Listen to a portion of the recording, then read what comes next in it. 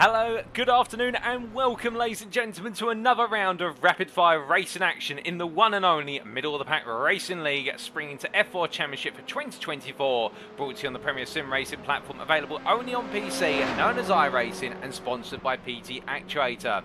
Today we're taking a look back at the racing action from round number 6 of 8 in the season, and whilst the racing action may have occurred on what was Wednesday the 22nd of May, we're bringing it to you as if it were live this fine Sunday the 26th of May.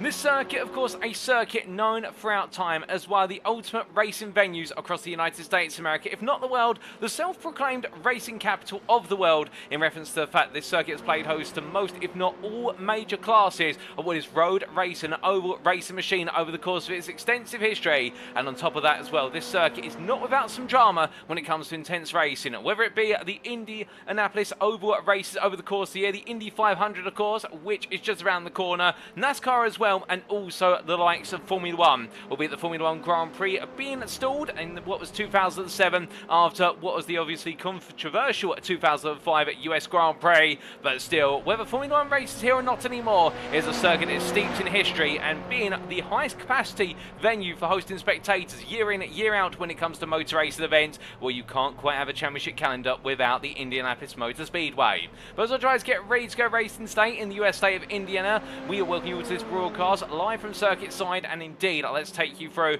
what is at those media platforms. Firstly, you could be tuning in and catch up on all the race action right now on what is YouTube at youtube.com and search for TX141 TX, alternative Paul Walsh, and welcome to you guys and girls on YouTube. Alternatively, you could be tuning in via Twitch at twitch.tv/TX141, and welcome to you guys and girls that tuning in via Twitch. Now you may be asking at this point, who is TX141, who is Paul Walsh?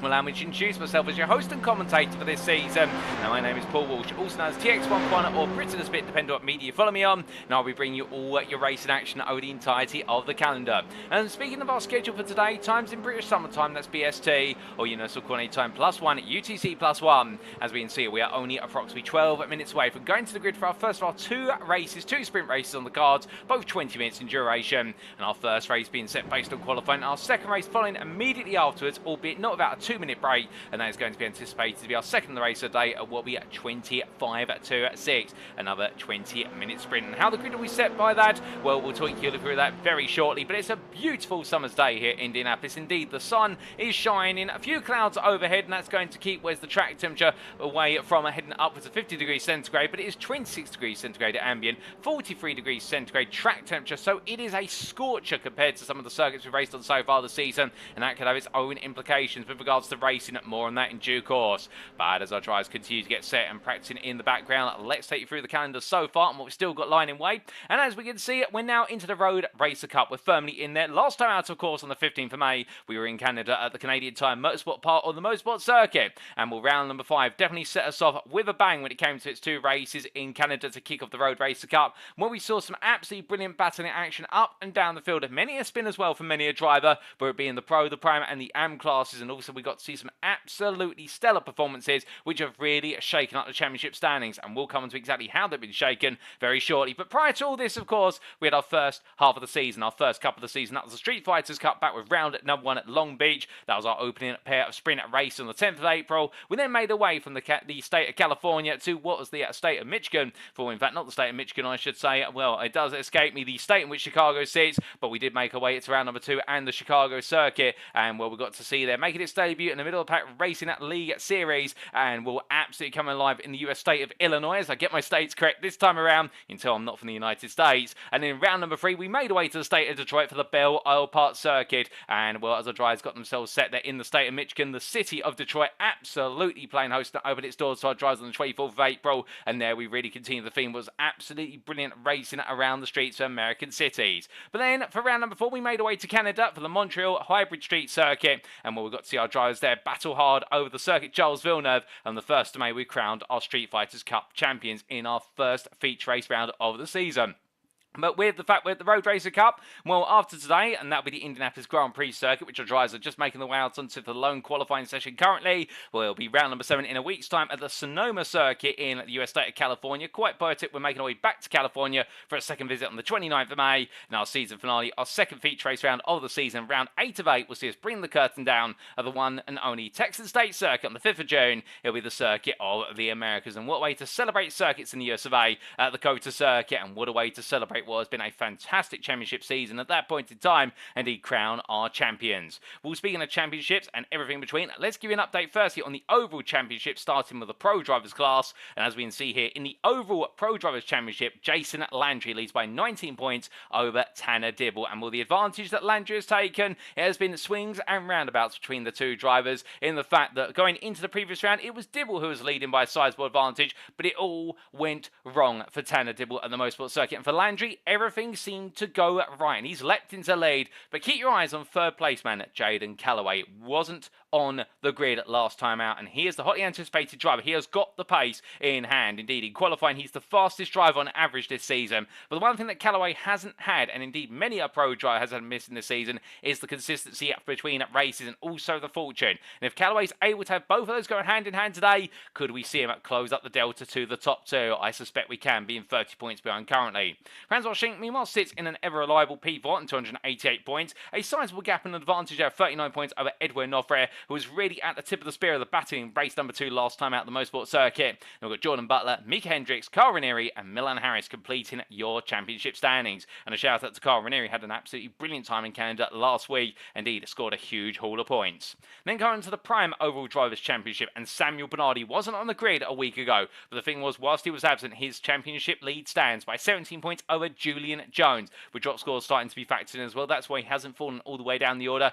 But Jones right now is in the ascendancy, and Bernardy, meanwhile, will be very keen to stamp his authority back on the grid today. But let's not rule out Adam J. Ballard or David Adeyeye, both having great performances in Canada, both on 291 points right now, the best part of 12 points behind Jones, and they could still prove to be a major factor in the championship campaign, which is starting to creep its way into a four-way fight by our two main belligerents being Bernardy and Jones. But it'd be rude of us not to consider that Matt Best might be a major outsider at this point in time. But then again, the Texas Speed Sim Racing driver had a great set of results, particularly in race number 1 at Mosport, and therefore feels though momentum's building his way on 277 points, with Kevin Clark a further 11 behind, and it's free to Charles Hosey on 263 in P7, with Fernando Takahashi, the ever-popular Brazilian driver, looking to try and close that gap down as he continues to make his way up through the order. And it's Nick Bader and Joe Nagy who complete your top 10. David Turn sits in P11, 185 points, best the rest by only 2 points over Aaron Lahr. And then it is Jermaine Warren and Stacey Bertrand completed the championship stands, and Bertrand having that great result in race number 1 and finally having a race without major drama. Indeed, Bertrand really the most misfortunate driver on the grid this season, but it's great to see it enjoying that first race. Race number 2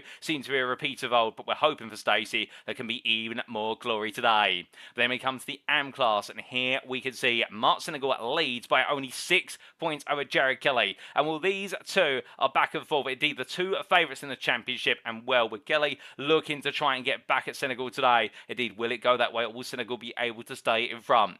Carl Peterson, meanwhile, on 227 points, continues to edge his way past Nick Yakubov there by 23 points. It's a further 10 to Jason C. Lynn in P5, with Kirk Lane just outside the top 5 by 6 points of field, but it's definitely heated up in the battle to be inside that top 5 as the season wears on. Aaron Beaver, Roger Ganesh, Billman DaCosta and Glenn Bratton complete your top 10, noting the last two drivers there, DaCosta and Bratton separated only by a single point. And there's a sizable gap. It's 31 points to Braden Melling in P11, who picked up his first podium of the season in race number 1 at the Mosport circuit. A brilliant result there, and therefore we'll be hoping for a bit more today ahead of Todd Miller, with Tim Chong and Crystal Holiday completing the overall AM Drivers' Championship standings. We'll then come to the Teams Championship, and here we can see Sunday GT Turtles continue to pull away at the top of the standings, and the gap now really holding firm at what is a rather favourable, the best part left, my mathematics is correct, of 59 points, but then again, a single race, let alone a single round, could completely turn the apple cart upside down. But Sunday GT Turtles really now starting to pull away as much as they can, but ITD West will be there waiting for them. DNA Motorsports, meanwhile, in P3, they're looking to try and get themselves into that top 2 fight, but the problem is, for every time they have a great result, they also seem to have a bit of misfortune, and the Dibble-Butler pair will be hoping that they can have the fortune on their side today, because they want to break away from Rockefeller Esports Green, who have moved into P4, have got ahead of Slipstream Sloth, they moved back into P4, and the gap between those two teams standing what is there the best part of 25 points. Indeed, the battle to be in P3 right now is definitely heating up. Caboose Crew sit P6 on 410 points. They are 11 points clear of Rockefeller Esports Red, with Bear Poke, Rockefeller Esports Purple, and Rockefeller Esports Orange completing the championship standings. And then we revise all the points for what is the Road Racer Cup. Well, as we can see here, your Pro Cup standings are as follows. After one round, it is Jason Landry who leads ahead of Tanner Dibble. We're doing off rec Jordan Butler and Carl Ranieri making up the 5 drivers who were on the grid at Mosport in both races. We then come to the Prime class. And here we can see David Adeyeye only a point ahead of Aaron Lahr and Matt Best there. Remember, we're only talking about moments ago that he had one of his best sets of results last time out. And there's the proof. He's currently P3 and he'll be hoping he can continue that form and indeed make himself felt in the overall championship just as much as in the Cup. Julian Jones at P4 and 81 points. Not quite having the result he wanted versus some of his rivals, but still too clear of Adam J. Ballard. Next, Kevin Clark, Stacey Bertrand, Fernando Takahashi, Charles Halsey and Nick Bader who complete the top 10. And Jermaine Warren best the rest in P11. And as we come to the AM Cup standings, Braden Mellin there having the Lions share of the points and really reflecting that podium in what was the first race of the day, and then another top 5 in the second race of the day, if my memory serves me correctly, will fall clear of Mark Senegal, who in the end really was in a back and forth looking to achieve damage limitation versus Jared Kelly and doing that successfully as Billman DaCosta managed to squeeze his way between the two of them, the points accrued, and then Jared Kelly in P4 ahead of Carl Peterson, with Glenn Bratton, Tim Chong, Jason Seelin and Roger Ganesh completing the standings. And well, Ganesh of course in what was race number 2 just not having the luck he wanted after having a brilliant start. And in fact, Roger Ganesh, if my memory serves me correctly, was on pole for the purposes of what was the AM race going into race number 1, and it all unfolded in absolutely dramatic fashion through the first couple of quarters and all fell apart soon after. In fact, I might be confusing Ganesh versus Bratton there, but I'm sure somebody will correct me if I have. But as we then look to our circuit for today, well, it is the one and only Indianapolis Motor Speedway's road course, also known as the Grand Prix Loud, and located in the enclave of Speedway in Wayne Township and Marion County in the US state of Indiana, where as we can see, thanks to the brilliant circuit map provided by iRacing.com, indeed the top tier racing simulator of all these fantastic track maps included as part of it, a 14-corner circuit that engenders stop-start style of racing. In the fact that it does comprise the best part of approximately 40% of the overall oval layout, with the start-finish straight being at what is one of the long runs connecting the two oval banks together. And as our drivers make their way down towards turn 1, they'll be hard on the brakes. It's the heaviest braking zone on the circuit for the right into left sweep of the chicane of turns 1 and 2. Next, with the double right at turns 3 and 4, where you're aiming for a very late apex, and as you make your way out of turn number 4, it's then the flat-out runner as close as possible through the sweep chicane turns 5 and 6. Get it right, you'll be flat out all the way through the mid-section up towards turn number 7, another heavy braking zone, and then effectively our drivers coming into a left-hand right-angle corner where we expect to see 3 or 4 wide potentially in these Formula 4 cars, and as they come through the left-hander in towards the medium speed chicane turns 8 and 9, it's in a quick sprint up towards turn at number 10, where we could see some dives under braking and perhaps some front wings being twitched. But as they make their way for the right-angled right-hand corner, it's in the curvature at turn number 11, which we'll see our drivers briefly make their way up onto the oval banking, only then to come off of it as they make their way through the right-hander at turn number 12, which is an incredibly wide corner but very narrow apex. Indeed, a bit of a contradiction there, but you'll see why exactly when the drivers go racing. And then they'll make their way into the switchback left-hander at turn number 13. We're going flat out on to the start-finish stretch through the curve of 14 to complete the lap and do it all over again. But as we now look to our rules, of course, we can't go racing without them. Drivers are running a fixed setup as provided ahead of each and every race by the Middle of the Pack Racing League administration, with fuel loads restricted to 14 litres, and that means we're not expecting any pit stops in either of the races. The races shall start by a standing start, with each driver having one fast pair available, and if a driver picks up 15 or more instant points, they shall receive a drive-through penalty that must be served in the race. In terms of your grid orders, well, the race number 1 shall be set based on the lone or the closed qualifying session, which has just completed, as I hear in my ear, and that will set the grid for our race that's coming up very shortly. And the race 2 grid, meanwhile, shall be set based on the results of race number 1, with the top 10 positions inverted, or in layman's terms, what it means if you win race 1, you start P10 on the grid for race number 2. If you finish P10 on what was at race number 1, you start on pole position for race number 2. And if you finished 11th or further downwards, well, that is exactly where you'll be starting from race 1 into race number 2. But without further ado, ladies and gentlemen, we return to the circuit side, and well, as we do, it is time for our drivers to make their way onto the grid for our first race of the day. And this is how they're going to line up for race number 1 of round 6 of the championship. It is Jaden Calloway, who has taken pole position for ITD West, well, 126.409. 3.5 tenths faster than Jordan Butler for DNA Motorsports, with his best qualifying performance of the season. season. We'll then see behind them David Adeyeye, your prime pole sitter. The privateer really coming on strong at the moment, it must be said, in the 1-3-2. Keep your eyes out for him, he could be springing some surprises in this round. Head of Jason Landry for Sunday GT Turtles, and then it's Stacey Bertrand with another great qualifying performance to the Rockefeller Esports Orange driver. And I get the feeling that Stacey, now having seen what was a great result in race 1 at Mosport, doesn't want to let them go any further hanging any point onwards from this. Indeed, is looking to pick up all those results. And joining Stacey on the 3rd row of the grid, it's going to be Julian Jones for ITD West. Fernando Takahashi starts P7. Joined is the privateer by Matt Best for Texas Speed Sim Racing. And then completing your top 10 is Charles Halsey for Rockefeller Esports Green, and what will be Adeyeye Ballard for Rockefeller Esports Purple. That's your top 10, and behind them, it then will be what will be the combination, I should say, of Edwin Offred, P11, the privateer, ahead of Kevin Clark, the privateer, and then we'll see it on where's row number 7, and pole sitter Mark Senegal for Sunday GT Turtles, just ahead of Todd Miller in the end by a 10th. The Caboose crew driver having his best qualifying performance of the season, relative in class, ahead of Kirk Lane for Bearpo and Nick Bader, who line up on what is row number 8. Row 9 goes to Braden Mellin, the privateer, ahead of Aaron Lahr, and then the top 20 being completed by Glenn Bratton and Tim Chong for Slipstream Sloths there. The P20 driver just outperforming Joe Nagy by 3/10 for Rockefeller Esports Orange. Billman DaCosta lines up on the 11th row alongside Nagy for Bearpo. And it's Carl Peterson, P23 for Caboose crew, ahead of Jason Lynn. And your last row of the grid will go to the combination of Aaron Beaver for Rockefeller Esports Green and Jared Kelly, who did not get a lap on the board. And Kelly giving himself all the work to do from the back of the grid. But as the grid is mostly set now, we're just waiting for 1 or 2 more drivers. I think everybody absolutely eager to go racing, ladies and gents. When the grid is set, the lights are going on, and it's our first race of day. And as everybody waits for those lights to go out, will it be Calloway or Butler interleading to turn number 1? Well, it's lights out and away we go here at the Indianapolis circuit as they roar their way away, and as they head down towards the first braking zone, it is going to be Calloway who's had a strong start. Meanwhile, you can see the Butler falling backwards as Adeyeye falls on through behind Calloway as they make their way down to that braking zone. As they do, Butler's going to go defensive here. As you can see, queuing up behind Jason Landry, making it 3 wide, getting ahead of Jones and Bertrand. Both drivers being very sensitive there under braking, making sure not to make contact with the pro driver. And respect, I think, the fact there's going to be a natural breakaway as they make their way on through turns 3 and 4. At Mark Senegal having a great start, already up 1 place ahead of Kevin Clark, and now trying to take the fight to Adam Ballard as they make their way through. But M1 safely through the opening couple of corners, and as they serpentine the way through, well, there you can see what happens if you try and go too wide through the fast chicane of turns 5 and 6, as Aaron Lahr in the end losing all the speed after going side by side with Braden Mellin, but having to back out. And as they come down, this is going to be Todd Miller looking around the outside, and we'll go for the movers, a couple of lockups. Oh my good lord, and that is a nasty couple of shunts that have just occurred there.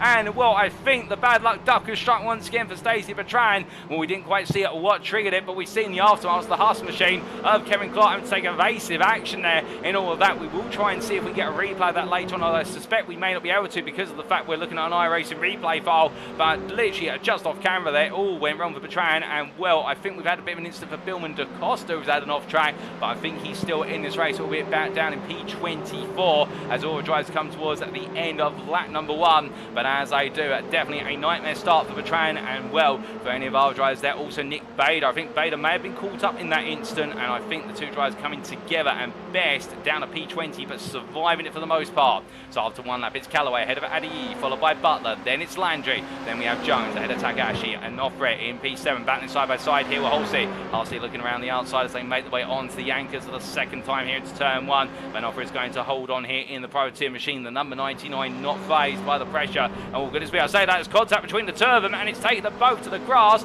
and Offred's towed, and Charles Halsey parts up there, tries to get himself back up to speed, the Rockefeller Esports Green driver, and I think all the field coming on free, he's got to take his time with this, but drama there as well, going on to lap number 2, and well, that means they fall outside the top 10. It's Adam Ballard now, behind Fernando Takahashi, moves into P7 ahead of Mark Senegal, your AM leader. He's got Braden Mellin and Tim Chong for company, so 3 AMs inside the top 10. We haven't seen that often this season. As they come down to the braking zone here for turn number 6, well, right now the whole field might be starting to stabilise to a degree. I think all the drivers here very cognizant of the fact there's still plenty of laps to go, and also with the high track temperatures around here, I can imagine that these tyres will get up to temperature very quickly, but it also feels like you're driving on an ice rink, as some drivers normally tell me. And the fact the higher the temperature, there's less natural grip available in the road, and therefore it's very easy to make mistakes around here. And while the drivers make the way on through, I can tell you that Charles Halsey's had to tow to the pits. I think the damage picked up on the contact with Noff for it. Turns 1 and 2 really now starting to have an exaggerated effect and therefore having to bring the car in. But Kirk Lane here right now trying to get his elbows out, trying to fend off what is the charge from Miller. Miller on the inside as they make the way through 14. They drag race their way onto the start finish straight. Once again, new fastest lap race set by David Adeyeye up in P2. But meanwhile, we focus here on what is going to look to be a free wide, as that is going to be Joe Nagy on the left of your picture, trying to be cheeky here in the 1-1-1 and trying to force the issue. As they come down, it's free wide in front, free wide behind. But then they're going to stop back. Oh, goodness, there's contact between Nagy and Lane. They're going to come together in further. And that was Miller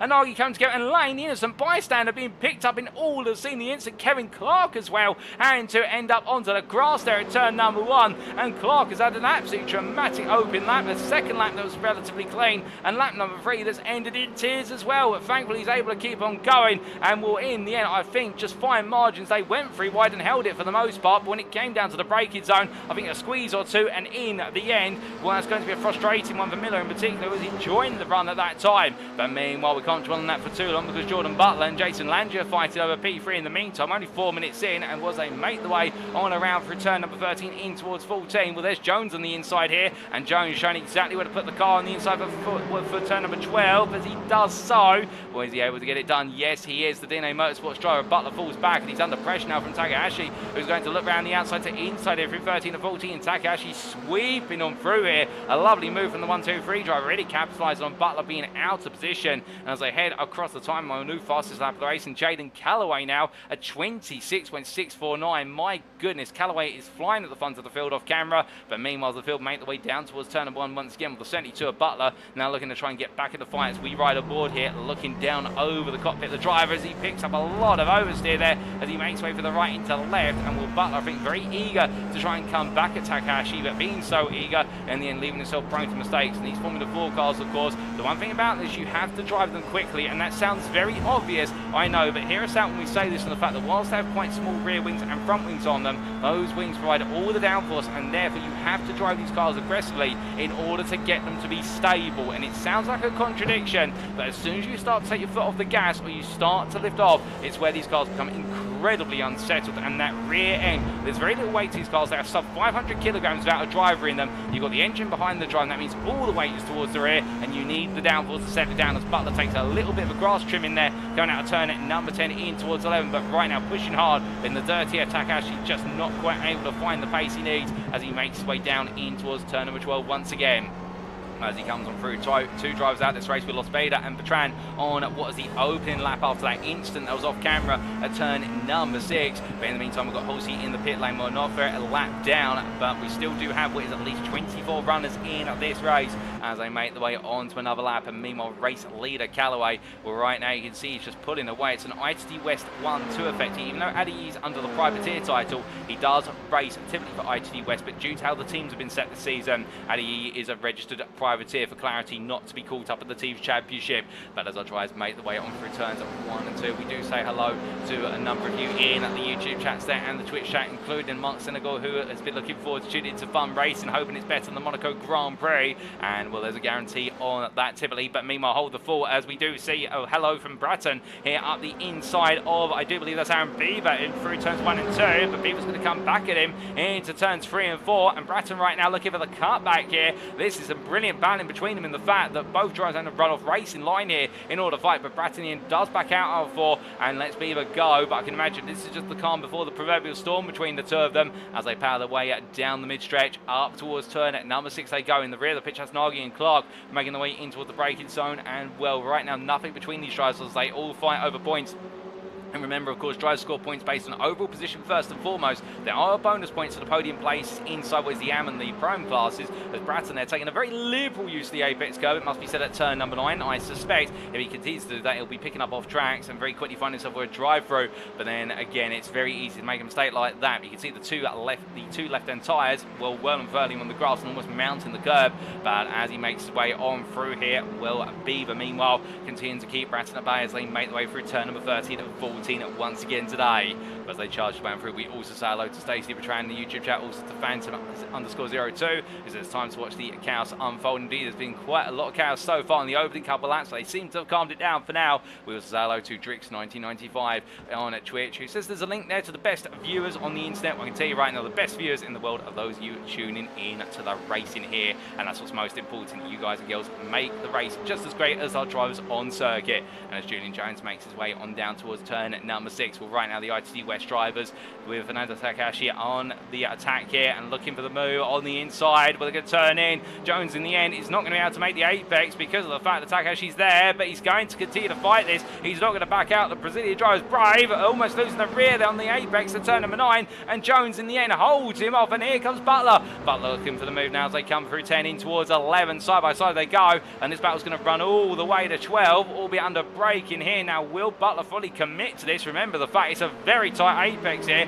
Yes, he will. Takahashi gives him the space to breathe. Butler takes the place and in the end seals the deal for P5 for now. But again, they might fight once more, as meanwhile Braden Mellon's got Aaron Lark inside a similar configuration coming into 13, but Lark goes deep. Mellon takes a bit of a cutback to the apex, bit too much apex. So you can see the car went up into 2 wheels for a brief moment, and the Canadian driver getting away with that this time, but he's now got the pressure of Tim Chong behind. As meanwhile we look towards the battle for P2 at the front of the order. This is Adeyeye versus Landry. Landry going around the outside, Adeyeye defending, and as they come through 1 and 2, Landry is going to scoot the place up. Adeyeye fighting hard, but not fighting too hard, given the fact I think he's cognizant of the fact that right now he is on a roll, is Adeyeye, with regards to what is the Pro-Am class, and he'll want to continue that form.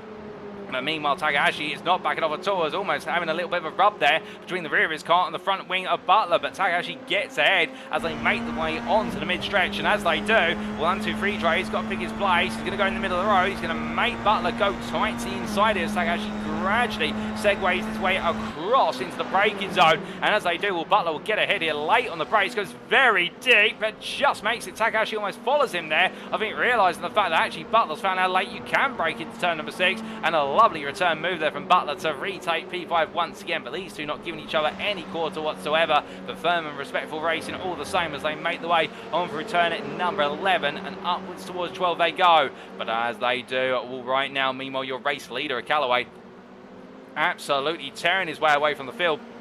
We're an advantage of what is 2.4 seconds, albeit Landry has pulled that gap down to a degree as they make the way on to what is another lap, going on to lap number 8 now as they reach the halfway point of this race. But do remember, Jason Landry does own the fastest lap, albeit that fastest lap being in his bag, being in the tow on the previous lap down the start-finish straight, and the tow will make a huge difference, the overall lap speed on what is the start-finish straight and also the mid-stretch. It's not to what is belittle Landry's performance, but now Landry's got the hard work for him in the fact he's now got to try and hunt Calloway down based on outright pace. And if qualifying is our indicator of pace, then Calloway will have a couple of attempts advantage as a result. But then again, Landry's one of those drivers who continues to get faster and faster each and every lap. As meanwhile, looking into Aaron Beaver, who's found his way on through into what is P13 ahead of Glenn Bratton, and what I believe a change of place coming out of turn number 14, as I'm to understand it, between the Rockefeller Esports Green driver and the privateer. But meanwhile, Aaron Lars found his way ahead of Mark Senegal for P8. That's happened through turns 4 and 5, and I suspect that Mark might have thought to himself, you know, I'm leading the AM class, I don't need to do anything more spectacular. Meanwhile, there's a spectacle here, and where's the grass? And that, I believe, is a rejoin from Butler into turns 8 and 9. Fernando Takahashi was also pointed the wrong way. I think these two might have had words, albeit when I say words, then the cars came together in towards turn number 6, and in the end, the Brazilian driver coming off the worst of the albeit then neither one of them is going to walk away if it was a smile on their face, because it's dropped them a long way down the order. Butler now down to P6 and Takahashi down to P8 when they were fighting over what was at the time P4, but they've lost out as a result there. And well, keep in mind, of course, and it's the ever infallible question, a lot of series you will see at different classes of driver back off when they battle one another. Simple reason there's no value in this, it's overall points first and foremost, and that's why they're fighting hard, because every position counts regardless of what class you're in.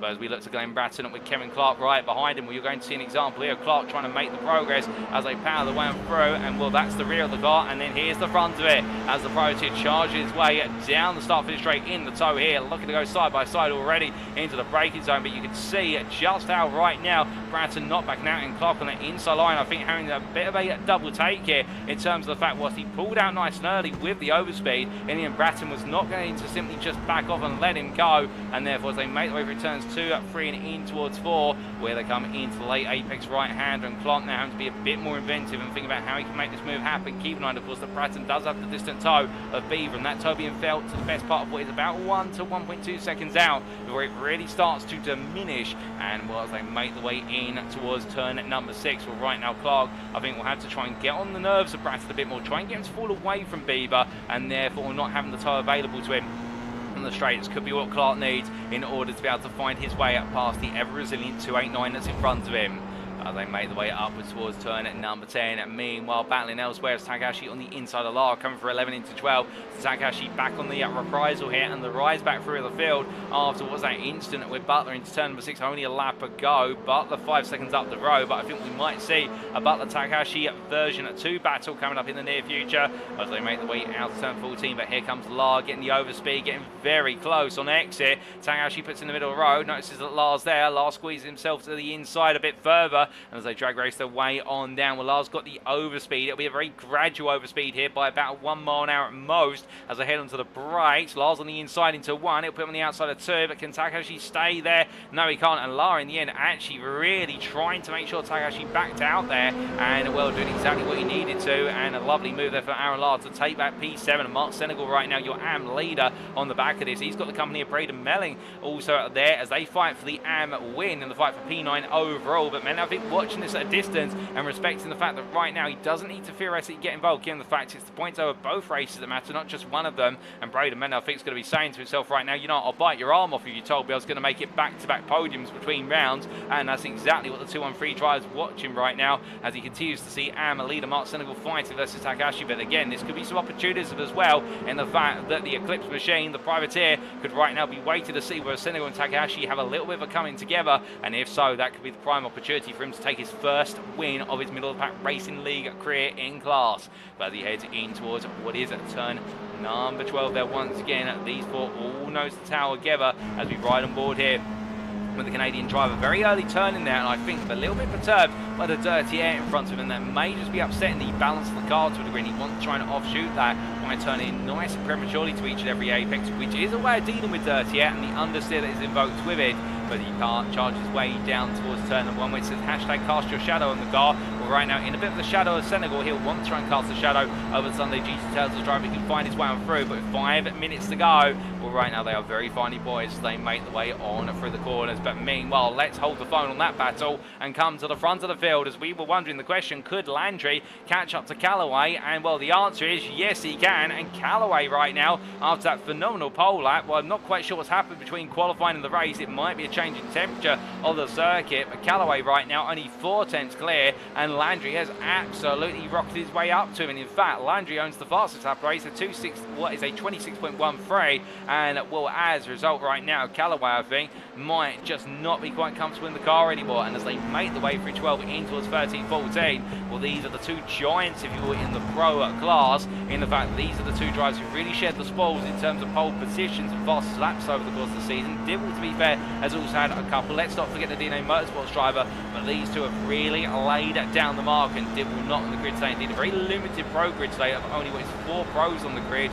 And as they make the way down towards turn number 1, and Calloway going to fence here, Landry going to look around the outside, not thinking about throwing a dummy down the outside and switching to the inside at last minute. And Calloway goes very deep, takes the grass almost as he rejoins just about in time. But Landry here has got himself alongside into 3. Side by side they go into 4, and Jason Landry takes the lead this race. But of course it's not over yet. We've still got 3.5 minutes to go, and now Calloway will become the hunter. He was the hunted, and Landry will have that unfavourable title now of in to try and break away, but the problem is around here, and indeed we've seen all season, that when you are ahead of another driver and you haven't got the toe to keep you alive, it normally ends up being a back and forth knife fight, if you will, in terms of place after place. But the flip side of the coin is now that for what is Landry, in the fact that with so many laps limited to go, he's got 3.5 seconds between himself and Calloway versus Adeyeye. Well, right now it really is just going to be back and forth between them, and this is where we'll get to see just how strong the defensive driver Landry can be versus Calloway. As they make the way for 11 in towards 12, well, Calloway looking up the inside there, decides against it. Meanwhile, further down the order, this is Chong versus Kelly as they break their way in towards turn 6. Kelly up the insider, gets it stopped just in time, and Jared Kelly, who had what was a very eventful time at Mosport last time out, well, right now not as eventful, and indeed enjoying the Indianapolis circuit much more, it would seem, as they make their way in towards turn number 12. Braden Melling, meanwhile, well, he's got Aaron Lard inside. Lard go for the dive there to the apex, and well, Melling in the end carries on through. I think that would have been a sun look in his right hand mirror, and he will have seen a car alongside him. But meanwhile, we come back to the Calloway versus Landry battle as they make their way through turns 1 and 2, and Landry still holding on. Calloway tried to look up the inside into 1, couldn't quite find it and backed out of it instead. But meanwhile, they make their way into 3, 4. We look back to Lard versus Kelly. Kelly this time ahead of Lard still as they head in towards the brain zone. Lard is going to have all the opportunity here to get alongside and really make it clear he wants the place this time.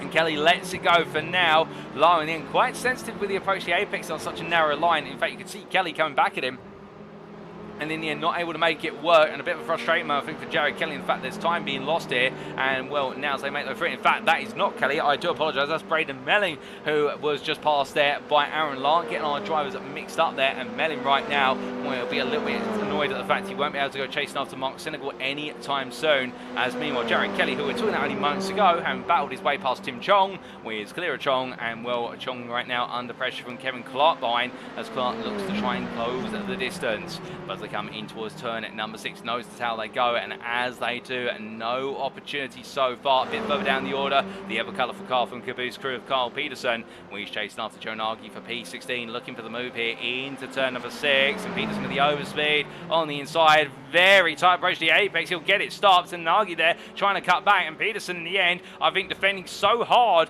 versus what is Nagy on that cutback. Then he cost himself all the speed, and Nagy gets them through to retake 16th. But as they make them through, Nagy's going to send himself to the grass, and Carl Peterson in the end just simply glides up through and says, well, don't mind if I do. And well, a very, very interesting end to that battle there, but Carl Peterson making the progress in the 250. But meanwhile, last lap is underway, and as what is lap number 14 of this first race of the day, which will be under the white flag, makes its way underway, with Jason Landry still holding on. We'll stay with this lead battle all the way to the end now, and will only what is 1.5 tenths. They've got a little bit of traffic in front of them. That's Lane, who is 1.8 seconds clear. I don't think Lane's going to have too much involvement in this as Landry goes defensive. You can see that Calloway going around the outside as he got himself fully alongside in towards the next corner, where it's close between them, but in the end he can't quite get side by side through turns 8 and 9, so Calloway has to back off. Landry being made to the left, right, centre in terms of positioning the car each and every time, and well, it's going to be a drag race to the line if it doesn't end out of 13. And as they make the way on through 11, well, right now Landry positioning himself tight. You can see he's making Calloway to go. Oh, goodness me! And was there contact through Landry's car? We saw Calloway scrape against the wall and then under braking. I can imagine how close they were,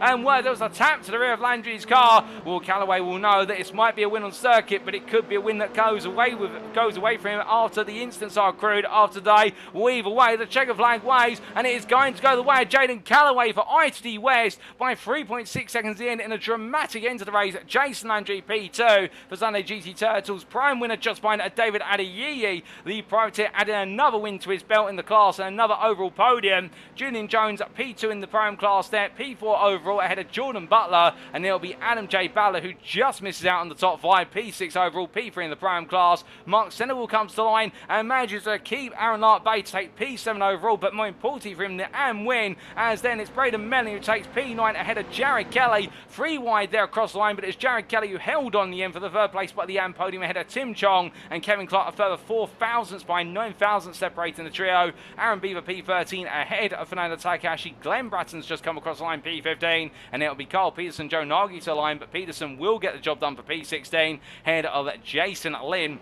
In a bit of an anonymous race for the privateer in the 261, and Billman DaCosta and Matt Best there just in the camera shot behind him to complete the top 20, and Kirk Lane will be your last lead lap finisher. P21 for Bear Pope as he comes to the line, albeit he's still got a couple more corners to go, but whether drivers finish first or whether they finish all the way down in P21, give them all a round of applause, ladies and gentlemen, including Kirk Lane. And in fact, always great to see so many drivers out there. We've also had Edwin Offra and what is Todd Miller complete the race, albeit a lap down, P22, P23 respectively, and three retirees are Halsey, Bader and Bertrand, but Lane will be your last lead lap finisher, P21 overall and P10 in the ever popular AM class. But he comes across line. Well, that's our first race of the day. We've got another race coming up in 2 minutes time, so let's quickly take you through those finisher positions from our first race, ladies and gentlemen, and here they are, subject to any stewards' inquiries. Jaden Calloway taking the overall win in race 1 of round 6 of the MPRL Spring F4 Championship for 2024, sponsored by PT Actuator, and well, the IT West driver taking that win by 3.6 seconds after that close-knit battle with Jason Landry that came to blows for the last couple of corners, and the Sunday GT Turtles driver P2 at the close, but we might get the feeling this may go to an instant review after all the racing today. Prime winner David Adeyeye, P3 there for the privateer outfit for IT West ahead of his official, what is non-official teammate I should say, and the official IT West driver of Julian Jones, who was run up in the Prime class and P4 overall. Jordan Butler completing the pro podium there, P5 overall for DNA Motorsports ahead of Adam J. Ballard for Rockefeller Esports Purple, who completed the Prime podium of Adeyeye, Jones and Ballard. Mark Senegal, P7 there, and the AM win falling to the Sunday GT Turtles driver, exactly what the doctor ordered to start off his day, ahead of Aaron Lahr, Braden Melling and Jared Kelly, with Melling and Kelly finishing that AM podium as Senegal, Melling and Kelly. P11, best of rest to Tim Chong, who just misses out on the reverse grip pole, which will go to Jared Kelly, of course, but the Slipstream Sloth Strive being followed up by Kevin Clark, Aaron Beaver, Fernando Takahashi and Glenn Bratton to P15. Carl Peterson making some late gains in the race, P16 in the end for the Caboose Crew driver, ahead of Joe Nagy, with Jason in at P18, and in your top 20 being rounded off by what's Billman DaCosta for Bear Pope and Texas Speed Team Racing's Matt Best. P21 to Kurt Lane, your last lead lap finisher, and then two lap down finishers, and well, both of them being Edwin Offra and Todd Miller, and then we did have your three retirees who will be classified as non-finishers as they did not complete the race within 5 laps of the race winner, Charles Halsey for Rockefeller Esports Green, Rockefeller Esports Oranges, Stacey Bertrand and Nick Bader last but not least. But that was race number 1, ladies and gentlemen. We've got one more race to come. It is literally around the corner, and well, without further ado, as the circuit is going to fall silent very shortly and our drivers will be required to make their way back into the pit lane, where it's the perfect time, if you haven't got a drink already, to take one, because we've only got 30 seconds before we head to that grid.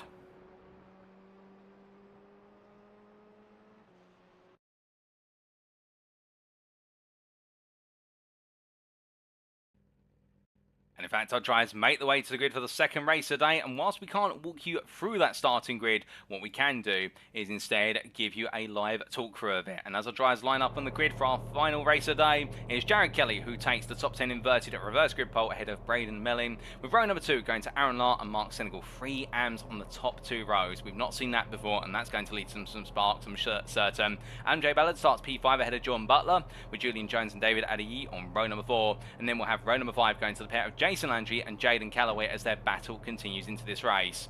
Row 6 goes to Tim Chong and Kevin Clark ahead of Aaron Beaver and Fernando Takahashi, and then we will have behind them the combination pair of what will be Glenn Bratton and Carl Peterson, with Joe Nagy and Jason C. Lina on row number 9 ahead of Billman DaCosta and Matt Best. Kirk Lane and Edwin Offred line up on row number 11 ahead of Todd Miller and Charles Halsey, and the rear of the grid is completed by Stacey Bertrand and Nick Bader. But ladies and gentlemen, as we look to the front of the field, well, the grid is practically in position, and well, it's going to be Kelly versus Melling down into turn 1. The lights are going on, but who will be the winner of the drag race? Well, without further ado, Aaron Beaver is towed to the pits for an unknown reason. It's lights out and away we go for our second race of the day. In the rear of the picture there, you can see Carl Peterson pulling out nice and early. Kelly gets a reasonable start, but it's already going to be a full wide here. As they head on down, Braden Melling on the very inside there, backs off slightly as it's going to be Mark Senegal battling hard here as they head onto the brakes. He's fighting with Aaron Lahr, and Senegal into the lead, it would seem, as Melling pulls on through. Jared Kelly plays it safe, drops down to P4, but knowing it's worth staying alive in this race as they make their way through turns 1 and 2. Car pointing the wrong way, out of shot, and that, I believe, was, Carl Peterson, who's had a turn around there. But as all the drivers make the way on through turns 3, 4, and into 5, 6, well, now they've got to start backing out and figure out who wants to take position. And in the end, Jared Kelly holds it to P4 still, but it's Mark Senegal who leads this race as they head down towards turn number 6 for the first time of asking. But as they head in towards the braking zone, Lard back on the inside. It's 3 wide in the rear of the picture. On to as they go, a lock up from a couple of drivers then as they all make their way through. Adam Ballard makes it a 2-for-1 special at turn number 6. Lovely move there from the Rockefeller Esports purple driver. Perhaps move of the day at the Indianapolis circuit, but still there's more 2 wides ahead of him as Julian Jones continues to carve his way up the order as quickly as he possibly can. Now up into P6, having started from P9 on the grid. And well, in fact, as he makes way on through, that's Jaden Calloway we're thinking of. Jones, in fact, starting in what was on this grid. I do believe P7's again in 1 place so far, but they head on towards the brakes. Calloway versus Landry. It's almost as if the race 1 didn't end as they battle the way through it. It's turn 12 into 13. Side by side they go, and these two right now are really definitely boxing gloves on as they make the way on through turn 14, albeit metaphorically, of course, as they roar the way on to another lap. But as they complete lap number 1 of many, it is Aaron Lahr who's leading ahead of Mark Senegal, followed by Braden Melling. Jordan Butler P4 ahead of Jared Kelly, followed by Julian Jones, and David Adeyeye P7 ahead of Jaden Calloway, followed by Jason Landry, and Jay Ballard completes your top 10, but Landry and Calloway exchanging places once more as Miller hold on the brakes of the lock up there, and that was, I believe, Fernando Takahashi with a squeaky bum moment, as we like to say, where the brakes went on and Brian, he wouldn't rear in the rear of Clark, and in the end avoiding that contact, but in doing so, Tim Chong squeezes his way through into turn number 3, gets up the inside, and Best here tries to squeeze his way through in a quite quiet race for the Texas Speed Sim Racing driving race number 1 of the day, and as they make the way through turns 5 and 6 with Takahashi, they're taking a very different route through what is the left into right chicane, and in the end bouncing over the curb, and as he makes way down towards turn number 6 right now, the Brazilian driver there, I think the suspension's come loose on that car, hitting that curb so high an awkward angle, and in fact either that or he's having to serve a slowdown as he comes into turn 6 there, given the space. Todd Miller goes deep as a result, and through all the confusion, Glenn Bratton makes it a joyous moment for himself, takes 2 places to the prize to 1 and moves up into P15 and P5 in the AM class, but it's not over yet between Miller and what is there Kurt Lane, as Lane almost goes to the grass, catches the car just in time, but the Bearpoke driver there really trying to go around the outside, but a bit too much around the outside it should be said, as here comes Jason Landry looking for an opportunity, trying to go around the outside into 12. Lane in the end blocks him off as they headed towards the right-hander, and Landry back it off accordingly, but meanwhile from them we look back towards your leaders, they drag race their way on to the next lap, and as they do, Will Butler right now 2 more places up the order, moving from P5 to P3 at the end of the lap, and right now having to go defensive as it's going to be Kelly who's looking for the move. It's 3 wide there as you've got Mark Snell on the right, you picture Kelly in the middle and Butler on the left. Butler brings himself across, does so, but in the end Kelly has to back out there, knowing he was going to have the whole car completely taken apart there, and if he did not back out in the move, and well, a bit cheeky from both Butler and Senegal really, in the fact, particularly from Butler to come across like that, hoping that Kelly would just simply back out of the fight, and Kelly doing so, I think very cognizant of the fact that right now the AM Championship between himself and Mark Senegal is finally poised, and he will not want to have any major result take it away from here, and Mark Senegal just up the road. Well, Butler's got clear as they head down towards turn number 6. On the run they go, and well, Jaden Calloway here now battling with what is Adam Ballard, with Landry getting clear of Calloway in all the fighting between the two on the opening 2 laps, but Calloway now knows he's got to try and pick his way past Ballard, and does so after Adam Ballard, of course, and that brilliant start to this race, and we're already up into P10 and trying to make some more progress, but Calloway now trying to stunt that progress in order to be a bit selfish for himself and go hunting after Landry. But as they come for 11 in towards 12 they go, and well, just in front of another 3 wide is Adeyeye, who are looking around the outside here to fend off Landry and Kelly in the end staying to the inside line, and will respect where it needs to be. I mentioned to Kelly in the fact that right now the 255 drive may be dropping down the order, you may think will not perhaps fighting as much as would be expected to, but I think right now Jared more focused on just surviving and then gradually coming back at Melling and Senegal later in this race, knowing that they will be overcome by the pros and primes and carving their way through the field. Speaking of which, Jordan Butler up the inside there of Braden Melling, who is your AM leader, but Melling's got Mark Senegal right behind him, and well, you can see again the after effects here as they all come down under braking into turn 1. Tim Chong on the inside there, Kevin Clark for P12, defending is Chong for Slipstream Softs versus the Haas Privateer as they come out of 1 and 2 and in towards 3-4. Well, right now an off rep trying to pick his way through after a dismal race number 1 with that open lap incident which cost him very dear, and right now the number 99 driver looking for every opportunity to try and get back into the fight. But as they make their way through turns at 4 and 5, a bit of dust coming up from the circuit. They're indeed a very hot track surface at the moment, and Fernando Takahashi side by side with Lane's got to be careful. That was a slowdown, we can confirm that he was serving from what was the previous lap. He was going very slowly down the mid stretch up towards turn number 6, and Lane right now trying to pick his way past with Glenn Bratton there. Bratton picks his horse, and that is to invest behind Lane. line, and in the 2 amps coming through. Tagashi tries to cut back, but it's not enough, and Glenn Bratton, ever the opportunist, a lovely move there from the privateer to move up into P17. But meanwhile, Kevin Clark having to go defensive versus an offer as they come for 11 in towards 12. Side by side, they'll go under break him for a moment. He'll know how to give the space. Lock up. There's contact to the rear of where Chong's car, but in the end, Clark dents his front wing. And well, I can imagine the rear of Chong's car is going to feel a little bit different compared to how it started the lap.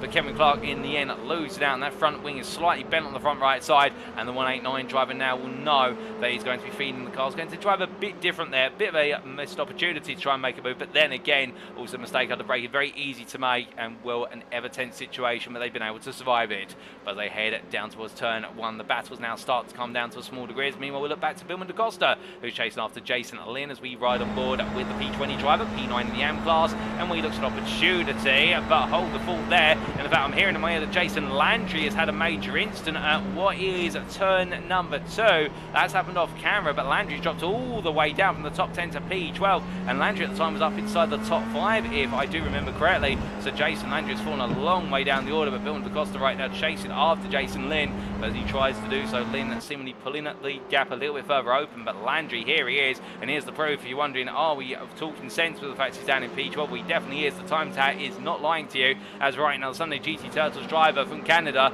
really finding that being back on American soil and things are not coming his way as he looks to the move there up the inside of Chong. Slipstream slots driver goes a bit deep out of 10.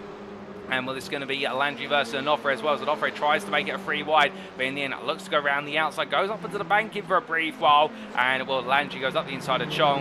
Classic move there, and well, the pro driver showing his knowledge and expertise and making it work out of plenty as he moves onwards to another position. But meanwhile, Jared Kelly once again being elbowed out here through 13 and 14, dropping behind both what is Adam Ballard and Best, but Best right now on the attacks as the Texas Speed Sim Racing driver absolutely roaring its way alongside, looking for the move. But you can tell that Ballard's got the distant toe there of what is Jones. He's just able to stay ahead by 4 thousandths, but Best says, well, you might be able to outspeed me, but I can outbrake you. They're still too wide through 1 into 2. Best tries to slowly close the door, does so. A lovely move from Matt Best, and now getting himself into that top 10 firmly. And now it's going to be the battle. What is Kelly versus Ballard for P9 as Kelly looks around the outside. But as they do, meanwhile, race lead battle here. This is Lyle versus Butler, the prime driver versus the pro. The pro's going to be looking up the insiders in the rear of the pitch. You've got Braden Melling trying to hold on to the 3rd place spot of the overall podium. And as they make the way on down, Butler gets into lead. Meanwhile, Braden Melling here, holding firm. Meanwhile, look up there from which Jaden Calloway loses the car. Contact from Melling onto what was the wayward car of Calloway, and Melling, if only had pulled it an inch to the left, I think he could have avoided that contact, but in the heat of the moment, it's easier said than done.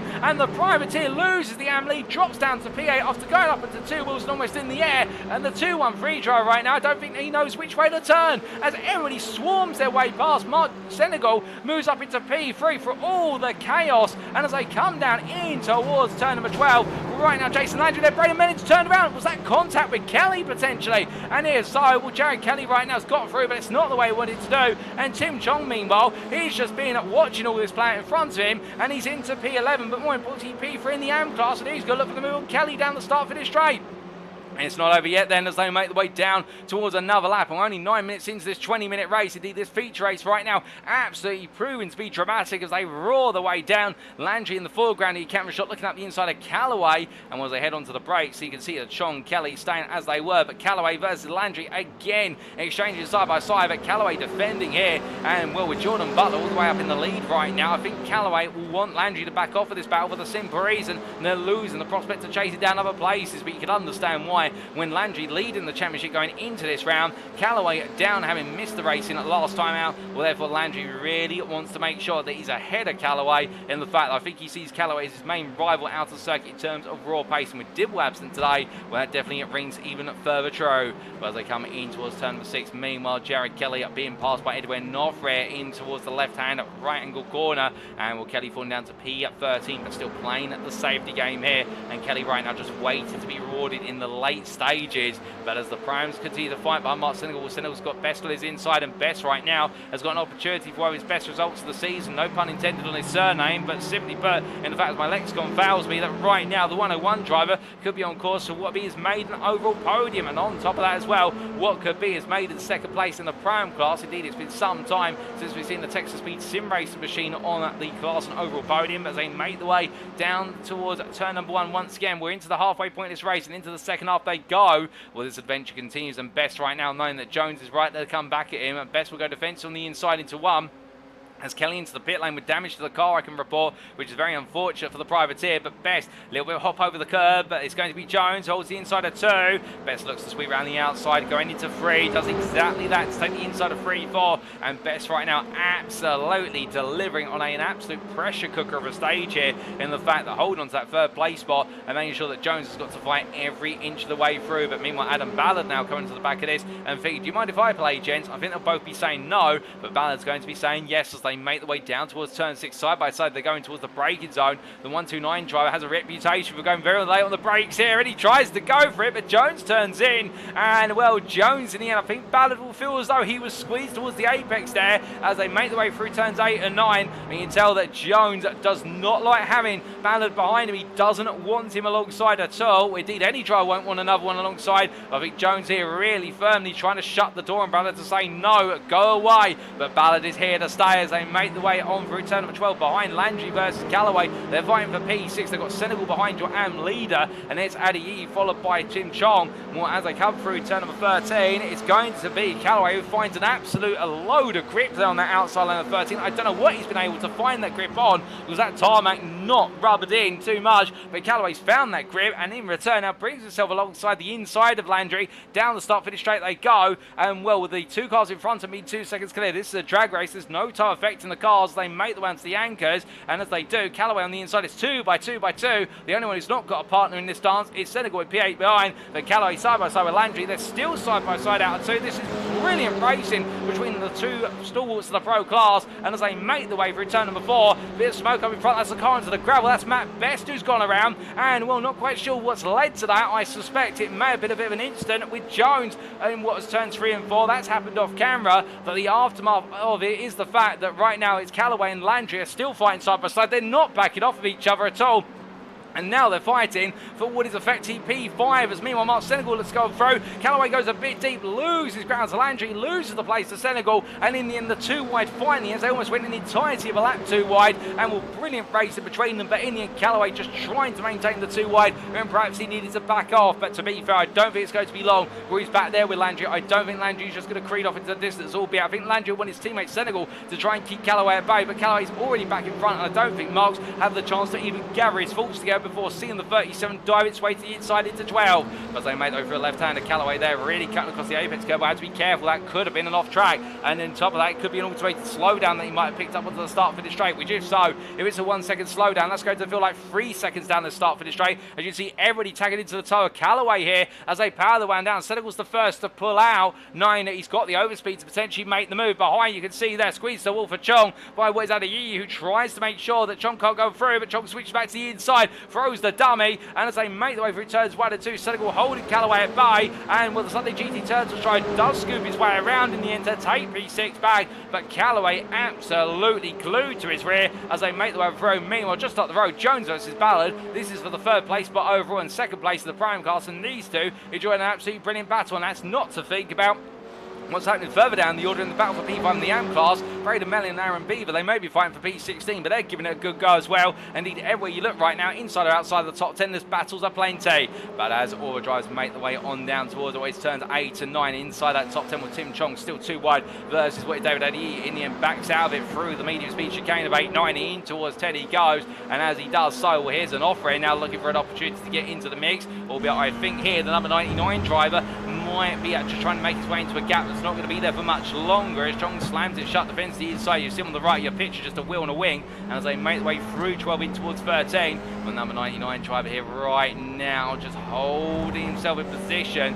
He's got to worry about Clark at best behind him, very eager to make places as well, so therefore going too offensive could end up completely compromising his ability to be defensive at any point as they charge their way onto the next lap. Fastest lap of the race currently in the hands of what is, I do believe, Jaden Calloway on a 26.41. Personal best from Landry, 26.47. And as they make the way down, that's going to Chong there on the inside, keeping Adeyeye at bay for now. And Offred thinking about this as Chong moves into P8. I think this is only going to be the calm before the storm. I keep saying it, but indeed at any moment the battling could erupt, and as they make the way into turns 3 and 4, well, right now Chong going a bit deep. That's going to give Adeyeye the opportunity to get a bit closer, but Mark Senegal is only a second up the road from this trio, so therefore right now you think Senegal will be hoping that Chong fights even more as an Offred gets the overspeed here, coming out of 5. It's a good run for an Offred. It's going to put him firmly on the inside in towards turn number 6. Now what will Adeyeye do here? Will he fight it, or will he let it go under braking? It looks like he's going to fight it as an Offred breaks early there on the inside line. I think hesitant of what is the dirt and the dust on that inside line and making sure it doesn't carry him too far forward into the corner. The number 99 driver can't stick the move, and in the end Adeyeye moves back into P9 as they come out to turn number 10. Will they make the way on round? Meanwhile, here are your leaders. Butler versus Lar, your pro leader ahead of the prime leader, P1, P2 overall. They make the way on to what is their 12th run of the circuit in this race, and as they do, well, they've got a sizable 10.5 second gap to Ballard, and well, Ballard right now absolutely lonely to a degree, albeit Landry is closing quite rapidly indeed, so therefore it don't be much lonely for much longer, as it's a 26.207 new fastest lap race from Jason Landry, and well, he is absolutely closing down that final podium spot overall as they make the way into the braking zone. Meanwhile, the big battle further behind at the bottom end of the top 10. It's the fight for what is P8 led by Chong, but an Offred going defensive here. It's going to be Adeyeye who looks on through around the outside to inside of turns 1 and 2. And as he commits to the bit here, as they make the way through the left-hander, when it's the double right, and an Offred will have the inside line completely covered off. Meanwhile, from them, Best versus Clark, and Best has found his way back ahead into P11, what is P5 in the prime class. Some major prime positions are being gained potentially here, albeit I think they'll all be wary of the fact in the prime class that Jones, Ballard and Lara are much further up the road, and therefore the bonus points to the podium are going very, very far away indeed.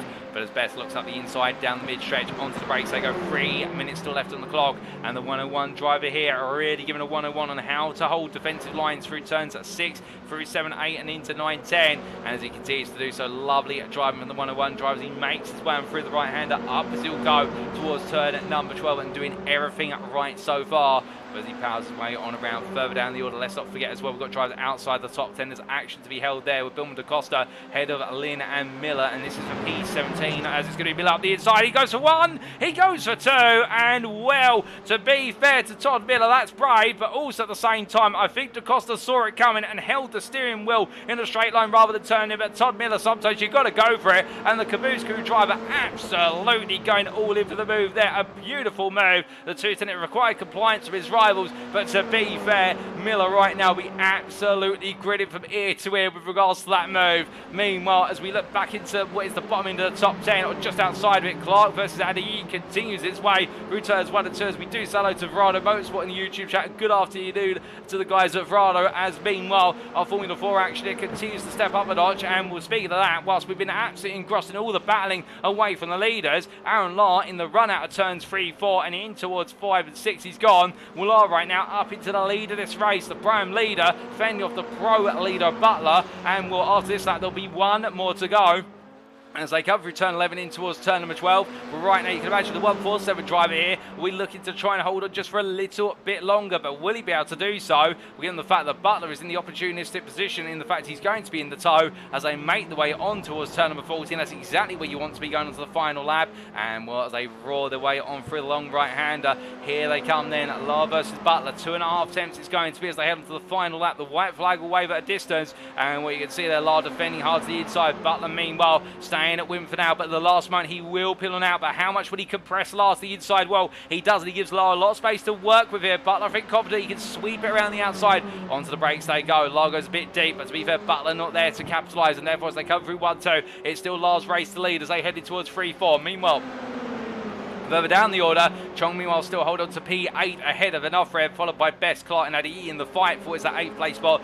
5 drivers all in the hunt, and as they head on down, we'll also keep our eyes for the other battles further afield, including the Beaver, Miller, and well, in fact the Breton and Beaver battle, we should say, for P15. But it looks as though everybody holding firm now. As meanwhile, back to your leaders, it's going to be Butler up the inside into turn number 7. Onto the brakes he goes. Does he get stopped in time? It goes to the grass. Lahr right now will come back ahead, and will Butler in the end going line, all in, but has he gone too far? Can he find any other opportunity? Of course, we'll have the run out the final corner, should he be able to have a good run through 12 and 13, but Aaron Lahr right now absolutely sticking in it to win it all the way and around, and after what we saw was a prime win, of course, that was Mosport in race number 2 last time out. We're going to see a third one in the Middle of the Pack Racing League Series history at this rate, or are we, as Butler gets a good run to go to the outside of 13. Lahr goes defensive through 13. It means he's going to have very little speed here as he goes through 14. It's going to be a drag race all the way to the end of the race, and who's going to win it? Will it be Lahr or will it be Butler? Butler's going to go around the outside here as they head on down, and as they come to the checker flag, Lahr does it. He does it by what is in the end only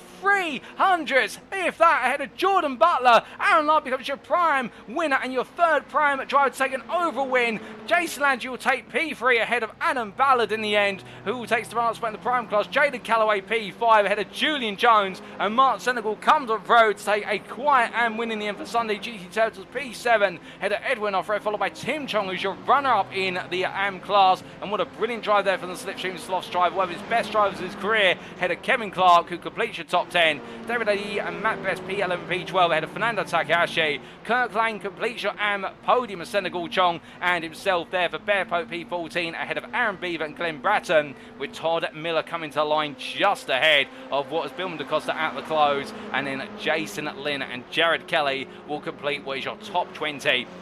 As the Privateer had that brilliant start, keeping himself safe all the way through, when it didn't quite work out, and Braden Melling will be your final lead lap finisher in what has been an absolutely fantastic race number 2 here at the Indianapolis Grand Prix circuit in the state of Indiana. But as they charged away and down, the American circuit has definitely delivered. Also finishing what was 8 laps down, Carl Peterson. We also did have the 4 retirements of Nagy, Hulsey, Bertrand and Bader.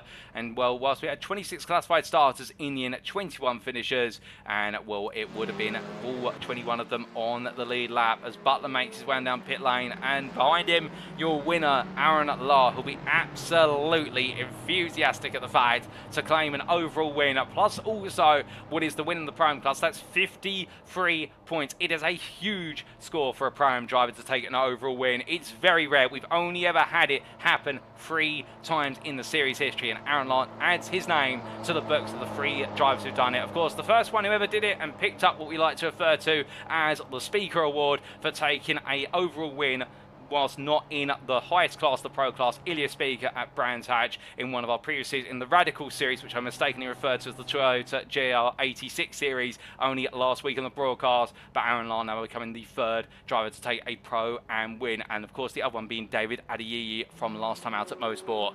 But as all drivers call it on down and then come into the pit lane, well, let's take a look at those race results subject to any stewards inquiries, and here they are as we look to the scenic view. And after another 20 minutes of absolutely brilliant and beautiful racing here at the Indianapolis Motor Speedway circuit in the US state of Indiana for round number 6 of the Middle of the Pack Racing League Spring into F4 Championship for 2024, as sponsored by PT Actuator and brought to you on iRacing, Aaron Lahr there taking the overall win and the prime win, the Privateer, by 300ths at the line over Jordan Butler, your run-up and pro and, well, not prime, I should say pro winner for DNA Motorsports. Jason Landry at P3 there for Sunday GT Turtles, after he finally found his way through all the battling in the mid-pack of the top 10, able to come on home on the final spot of the overall podium and take the 2nd place in the pro class, ahead of Rockefeller Esports Purple's Adam Ballard, who was your run-up in the prime class, and a solid P4 overall. He'll be absolutely pleased with that. Jaden Calloway at P5 there for ITT West, knowing it wasn't to be his day today after what was that dramatic end to race number 1, and in at the end, not quite able to stay with Landry in the closing stage of this race, but their rivalry will continue into round number 7 in a week's time. Then Julian Jones, P6 for ITT West, just behind his teammate by what was 8 tenths and 5.5 seconds clear of Mark Senegal, your AM winner P7, and for Sunday GT Turtles Day, he really has taken the lion's share of the points.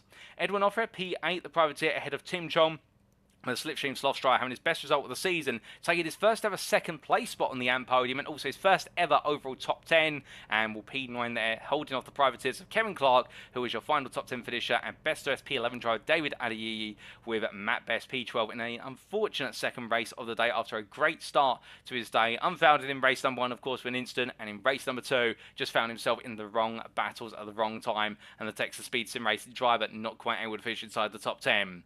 P13 for Fernando Takahashi Takahashi in a bit of an anomalous second race today after a great race one, and then it was to complete the top 15, Kirk Lane for Bear Pope behind him at the AM driver, fellow AM driver of Rockefeller Esports Greens, Aaron Beaver, and Will Lane, of course, completing that AM podium of Senegal, Chong, and himself, and of course the Pro-Am podium going to Ballard and Jones. Outside the top 15, Glenn Bratton P16 ahead of Todd Miller with Bill DaCosta P18, and completing the top 20, none other than Jason Lynn and Jared Kelly will in fend off Kelly to the line. Braden Mellin P21 there after what was a great time at Mosport, being brought back down to earth to a significant degree today at Indianapolis, but still he'll carry on. And he has got the pace to change for AM podiums now, indeed change for overall top 10s as well. But he's your last finisher on the lead lap and indeed finisher of this race, as next up was 8 laps down to Carl Peterson, the Caboose Crew driver who will be classified as a non-finisher, as he did not finish the race within 5 laps of the race winner. And we also had non-finishes for Joe Nagy and Charles Halsey, with our retirements, or non-starters we should say, for his Rockefeller Esports Orange's Stacey Bertrand and the privateer of Nick Bader, both having cars that were not able to get onto the grid for our second and final race of the day. But goodness me, ladies and gentlemen, what a pair of races to kick off a triple header in the United States of America to see us out for the close of the season. And Indianapolis, as we say farewell to it, definitely has delivered us a treat of a twin pair of races. But with that, it is now time for us to wrap up. Thank you very much for watching, and if you have enjoyed today's show, and perhaps you're sat there right now wanting to be on the grid for a future Middle of the Pack Racing League Community Series, or perhaps you want to know a little bit more about what goes on behind the scenes at the MPRL, or for that or everything in between, of course the best place to go to is our Discord. Invite link available on screen there. Indeed, one of the finest and growing North American sim racing communities that you can be part of, and it doesn't matter whether you're based in North America or elsewhere around the world, you are more than welcome to join the Middle of the Pack Racing League Discord and get yourself on to the grid today. But if you don't want to go to our Discord, perhaps you're more of a social media person, you can follow us on Twitter, and that's at twitter.com/MOP Racing. We can stay up to date with all the latest announcements regarding our series and also upcoming broadcasts. And we'd also like to take this moment, of course, to say a big thank you to our sponsor for this season, and that is PT Actuator. The web address being www.pt-actuator.com. And if you are looking for the pinnacle of racing and flight simulation experiences, PT Actuator are your go-to brand. With over a decade of experience at the forefront of actuator-based motion systems, PT Actuator's huge range of premium quality products are purpose-built to ensure you can experience a gold standard when simulating motion in your simulator. Whether you're looking for a simple one-dimension of freedom system or want to maximize your immersion for a 6-dimension of freedom system, PT Actuator have got you covered. To find out more about their product range, do head to their website, and that website once again is pt-actuator.com. Head there today. But with that, ladies and gentlemen, we bring a conclusion to all of our racing for today, and well, 2 rounds remain. And next time out, in round number 7, we'll be heading back to California for the one and only Sonoma Raceway. Indeed, the northern tip of California is going to be our final sprint race round of the season. 2 races on the schedule there, of course, and it will set us up for our season finale at the Circuit of the Americas. And with all the racing action occurring on what will be a Wednesday, the 29th of May, join us on Saturday, the 1st of June 2024, as we kick off a new month of the 2024 calendar year, and we kick it off with aplomb with some absolutely brilliant races. We bring it live to you as if it were live from circuit side, and who will head into the season finale on top form. Indeed, all of our championships and our cups are very finely closing together, whether it be Landry versus Calloway and Dibble in the pro class. In the Pro-Am class, of course, we do have that ongoing back and forth between a whole multitude of drivers, but Samuel Bernardy not being there on the grid once again today means he'll fall from favour, and therefore there's going to be a power vacuum that other drivers will launch their way into. And in the AM class, it's Mark Senegal who really has held us strong, and Jared Kelly will need to strike back. How will the story continue at Sonoma? We'll be there to find out on Saturday the 1st of June, but until then, we have been the Middle of the Pack Racing League. I've been your host and commentator, Paul TX141 Walsh, also known as Britain the Spit, depending on what media you follow me on. Until next time, remember to stay safe, stay well, stay smiling, but most importantly, as always, remember to stay on track. Good night.